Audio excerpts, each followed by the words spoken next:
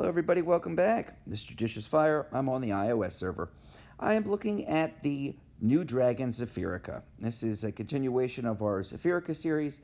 In this one, we're going to choose the talent and we're going to choose the insignia. I think one video can suffice for both talent and insignia since they both go to the same level, level 9 now. That update has been made pretty much universal at this point. If we can identify 2, 3 different ones that are good for this dragon, then we can make one our talent and one our insignia. Few brief points before I jump into talent and insignia selection. This dragon does 2 different kinds of attacks. A global rapid fire attack called true damage that ignores damage reduction effects. That's happening repeatedly and globally. The next one is a whirlwind. That whirlwind is happening only when the bad guys are right up on Zephyrica. So it's happening far less often in the majority of circumstances. If you choose a damage increasing talent, you will have no effect on the true damage global attack. You can add to the critical damage and the critical chance of that true damage global attack, but you cannot make the base global attack any stronger. A damage increasing talent will increase the damage from the whirlwind. That can be made stronger. So you have to ask yourself, and Castle Clash is a balance with all these heroes. It's a scale. You have to ask yourself, what is more important? The rapid fire basic attack, that's true damage, or the whirlwind? Playstyle has a lot to do with it, personal preference. So keep in mind when you're choosing your talents that one does not affect the increase in damage and the other one will only affect the whirlwind. Damage reduction. Damage reduction will do nothing on this guy. He's got a 36,000 damage cap. We field tested that. I've been doing this for a couple of days now. Most of these circumstances and talents are put on video. Damage reduction is going to be fixed at 36,000. If there is a health component, you're going to get a health bonus, but you're not going to get damage reduction. Only way to do that, I've found, is through a flame guard. We'll get to that specifically in a moment, as well as a victory lunge. A victory lunge, like in the last video showed, it's going to reduce it by 15%, down to 30,600. So that can be a possibility. Last but not least, I've been around the interwebs, doing a lot of Zephyrica research, and there is a tone of animosity, even flat out despising this dragon. I think that some individuals are exceptionally critical of this dragon. Maybe they have just gotten a Levanica and they don't like the fact that a new dragon has already come out. I've never seen a Castle Clash hero receive such a cold reception. I mean, heck, even Professor Ribbit, at least got a bouquet. This guy, he's told to go back home. I want you to know you're still competitive. This is not an attack-based dragon. He's not going to be killing your Levanica. He's not going to be killing your Dovekeeper. Okay, he's a survival dragon. He's like a special forces dragon. He's like the guy you drop into the jungle and then 4 days later he walks out, with a giant Bowie knife in his hand and a smile on his face. Okay, that's the kind of dragon he is. He's not a bruiser or a brawler. He's not capable of the maximum damage in this game. And he's not somebody who's going to wreck your shop and cause you to no longer be competitive. So don't worry about it. It's the summertime. It's a game. Let's enjoy ourselves. And let's try to at least allow the new dragon to sit at the dinner table and join us. Okay, that said, let's look at some talents and insignias.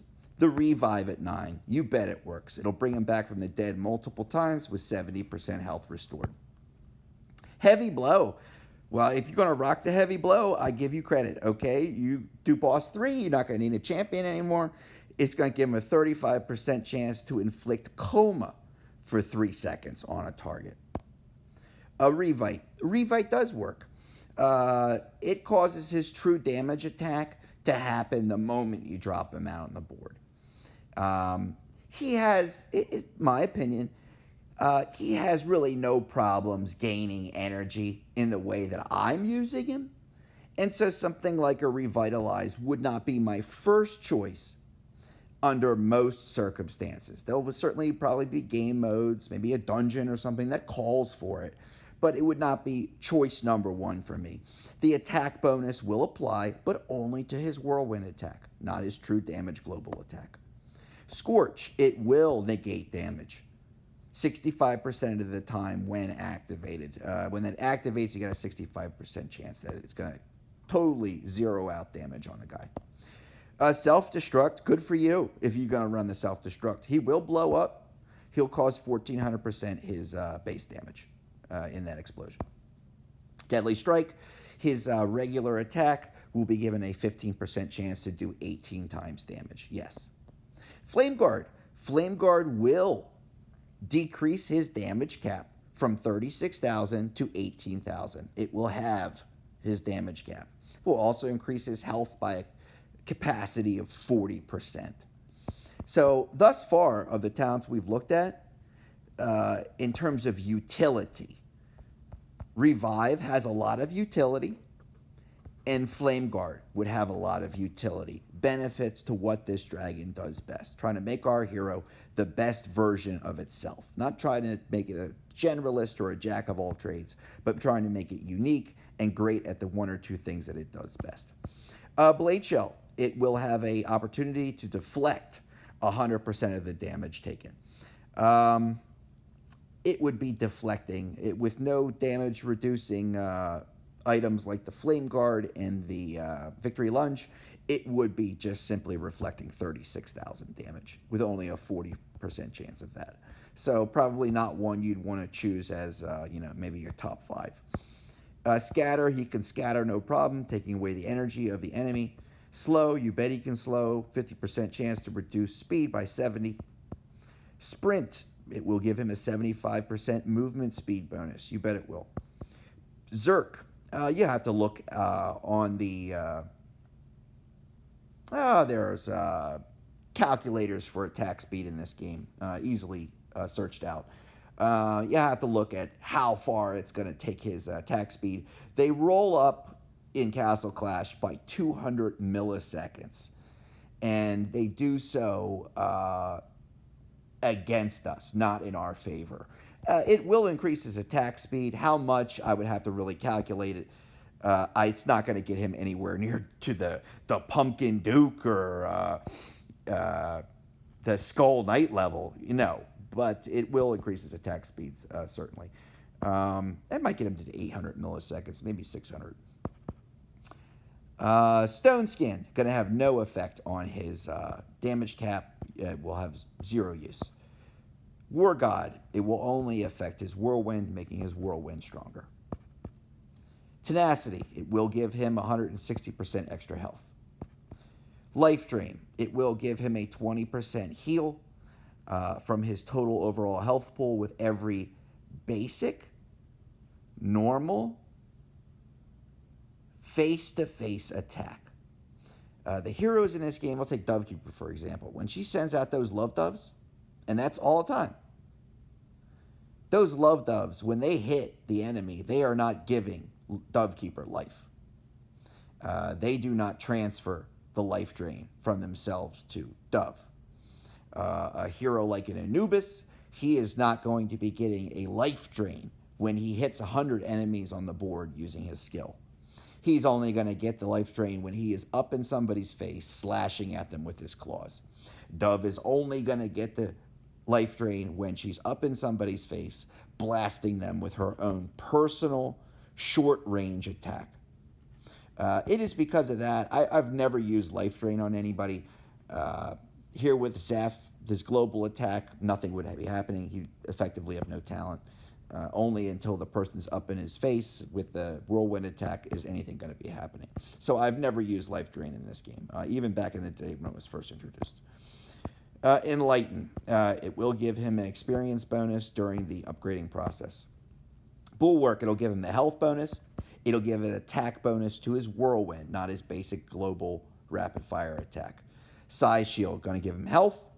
It's going to grant him a negative status blockage. Corrode, going to give him a 35% chance. You bet it will. It's going to lower energy of nearby enemies. Heaven's Wrath will work, 40% chance to stun. Condemnation will work, 30% chance to lower attack speed. Empower, very, very utility-based. Very important, I think. He is an auto-proc hero. With an Empower as the talent or insignia, he is going to get 45 energy per second, a 40% health boost. And as soon as that energy reaches max, as long as it's not within any kind of a cooldown time for any hero, he will, and the heroes will, auto-proc or activate their skill globally without being under direct attack. Wonderful. Sharpen will increase his crit rate. It will increase his accuracy. Feint, it will increase the attack damage of his whirlwind. It will increase his dodge slightly. Okay, Brute Force. Here is the first way to get around the global damage attack restriction as far as damage is concerned. You're going to get 100% attack bonus to the whirlwind, yes. But the crit hits caused by his rapid fire global attack, they will have a higher multiplier. And you'll do a little bit more crit damage when he triggers that attack. So all around, his entire attack spread, the whirlwind and the true damage attack global, is going to be given a higher critical damage threshold. So that is one option. Iron Will, going to give him attack bonus to the whirlwind for 22 seconds. He is immune to everything but stun on this list. He does get stunned up. This would prevent him from getting stunned in something like the first 22 seconds of a dungeon. Regen, it is going to provide extra energy recovery. That's for basic attacks and the damage that he takes. So when he's sitting on base, he's not going to be gaining extra energy unless he's got somebody right in front of him that he's beating on or they're beating on him. But it will give him 130% health, a healing increase. He heals. Now, if he's healing for 1,000, he's going to be healing for 2,300. So 130% added to his basic healing abilities. Sacred Light, you'll get the health bonus. You will not decrease his damage cap in any way. Unholy Pact, you'll get the attack bonus to the whirlwind. That's it. Zealous Drive, you'll get the half a wall piece. That's one range, half a wall piece range increase. Attack bonus to the whirlwind. You will not decrease his damage taken because that is capped. Vital Boon, going to give him a big health bonus. Going to give him a 60% chance to remove buffs to the nearby enemy. Sunder, very specific against damage-capped enemies. Something like an archdemon, bosses, goblins, okay? Not something that you would typically be running on any hero as its main general use. I better use the term general use talent. This is like a niche talent for certain damage-capped modes. Survival. It will negate damage, bringing his damage to 0 for 3 seconds out of 7.5. So he is only vulnerable to taking damage for 4.5 seconds. It's also going to give him a heal equal to 2,000% his attack, which is essentially his entire health pool. So very much a possibility with survival. Nimble talent I've never used. He gets energy. Okay. Get a little dodge bonus. I think there are better ways to do that. A simple Empower, I think, would do a better job. Also giving you a big health bonus. But hey, everybody's got their own way of doing it. The 3 different favors talents, they are warden specific, they are faction specific. In order to do more damage against a oracle, saint, or brawler enemy, you'd want to outfit one of these specific talents. You want to do more damage against dove keepers, you put your oracles on, all of a sudden you're taking out saint heroes like a dove keeper a lot more quickly. Getting that extra attack damage as well as that extra possibility for a hit. So very specific, very much like Sunder. Okay, there are niche uses for that. It's not useless, but it is not general use. Wicked Armor. His Whirlwind's going to get stronger. Reflect damage from somebody's Blade Shell, somebody's Flame Guard, somebody's Victory Lunge enchantment.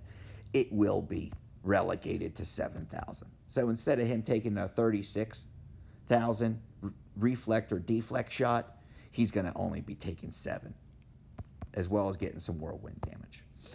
Stealth. Stealth will work on him. It's going to give him a Whirlwind boost. It's going to give him an attack speed boost, but he has to be below 30% health. It will make him elusive. I've never personally, again, it's about personal preference and play style. I've never put stealth on anybody. I don't want to make my hero weak. I don't want a talent that's going to be inoperable, non-existent for 70% of the hero's health. If I've done a good job building my heroes, they won't drop below 30% health. And if I've done a good job, I've now negated the stealth talent, and it would never operate. Be much better to keep them above 30% health. So this is something that I've never used, but it will work on them. And Vigorous Fury, that will work. You have to have at least 45% health. So more than that, great. That's what I want in a hero.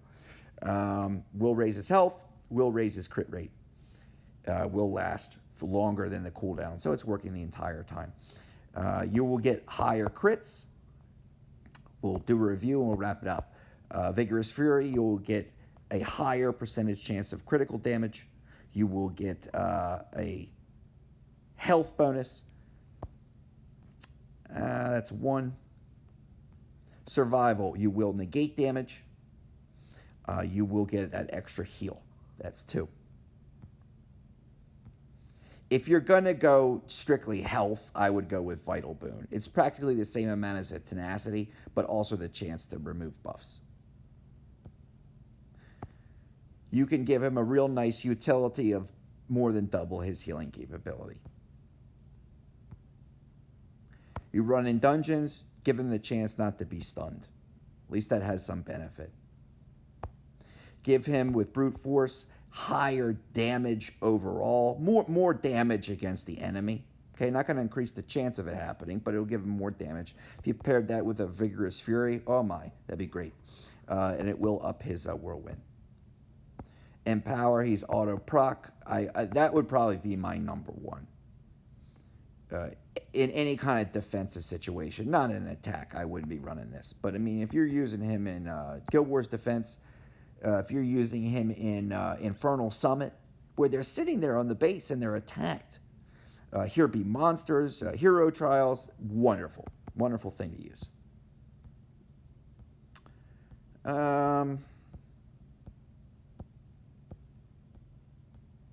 Flame Guard's going to cut his damage cap in half to 18,000 and give him a big health bonus.